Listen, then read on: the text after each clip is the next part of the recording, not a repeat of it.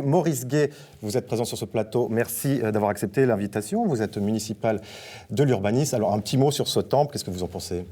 C'est une réalisation magnifique. C'est vrai que pour Nyon, c'est quand même un bâtiment emblématique. Et puis je crois que là, mon collègue, M. le Deux, avec son service architecture bâtiment, a vraiment fait un travail extraordinaire de rénovation. Très bien.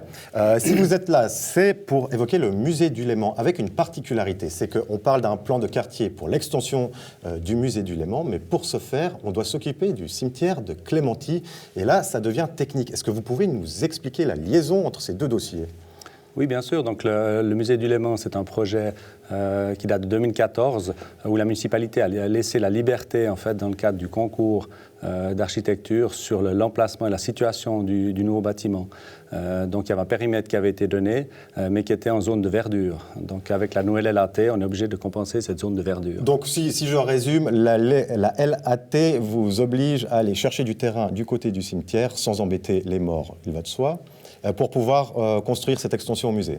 Voilà, exactement. En fait, vis-à-vis de la LAT, la zone de verdure est une zone non constructible et on doit la compenser par une autre zone qui est constructible et qu'on doit dézoner. Donc, c'est le but, en fait, de cette opération, c'est de travailler sur le cimetière qui est en zone d'utilité publique et qu'on va passer en zone d'installation publique.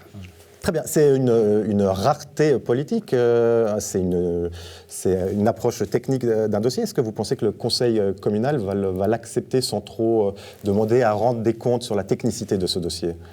Non, je ne pense pas, parce que c'est vraiment une opération technique. Et puis, vu qu'on travaille avec cet emplacement du cimetière, en fait, qu'il ne change rien par rapport à l'affectation, donc on garde la même utilisation pour le cimetière et on se réserve toujours une partie supérieure du cimetière où il y a le funérarium qui pourra toujours être étendu ou modifié par la suite. Donc, c'est vraiment une opération très technique. Très bien. Alors, il est temps de rêver un petit peu. La ville de Nyon a déjà publié des images sur ce futur musée. Il y a eu un concours d'architecture. On cherche encore des mécènes, on évoque des noms, Bertarelli qui mettrait son bateau. Où est-ce qu'on en est dans cette quête aux mécènes ? Alors pour le moment, c'est la Fondation qui s'occupe de cette recherche de fonds. Elle y travaille pour pouvoir réaliser son projet, effectivement. Le budget, on l'estime, on parlait quoi de 40, 30, 50 millions ? On est dans ces eaux-là ? Alors il n'est pas encore affiné, il y a encore du travail à faire par rapport à ce budget final. Pour le moment, on en est vraiment à ce plan de quartier pour légaliser en fait la partie constructive de la zone. Très bien, et si on est optimiste, l'ouverture de ce nouveau musée, c'est pour quand ? Alors là, je crois que je ne donnerai pas de... En étant optimiste ? En étant optimiste, je pense qu'il faut quand même compter entre 5 et 10 ans.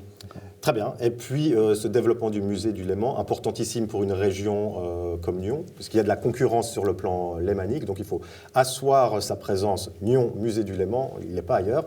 Ça s'insère aussi dans une réflexion sur le développement général du bord du lac. Oui, alors il y a un concept des rives du lac qui est en train d'être étudié par l'urbanisme. On y travaille. C'est clair que le musée du Léman en fait partie. C'est un élément central non seulement de ce concept, mais bien évidemment de la ville de Nyon. Très bien. Eh bien, Maurice Gué, vous viendrez nous en parler ultérieurement. C'est un sujet passionnant. Merci d'être venu. Merci.